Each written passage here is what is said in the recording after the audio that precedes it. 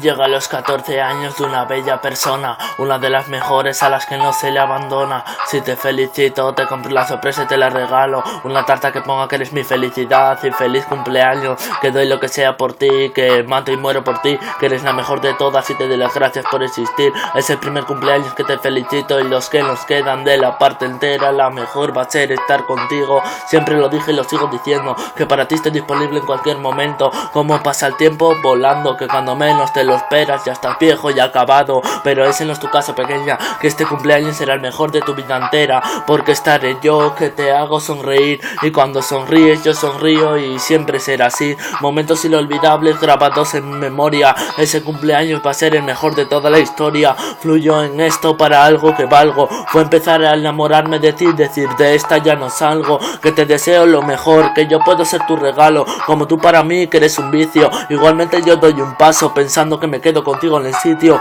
El mundo es grande, tú ocupas una parte. Si quieres ver mi regalo, con mi mano los ojos voy a taparte. Voy a apartarte y decirte al oído que te quiero. Fliparás en el momento, cuando tú respondas lo mismo pues yo seguiré sonriendo. Crezco contigo a mi lado, ya tienes un año más. Igualmente yo no me paré a pensar que ya los has cumplido. Si yo te quiero igual, tengas los años que tengas, solamente tú eres mi destino. Hasta aquí llegué, yo ya me cansé de crecer. Quiero estar contigo, del verbo tenerte. Con esto quiero decirte que eres la mejor persona que existe y no te cambio por nada.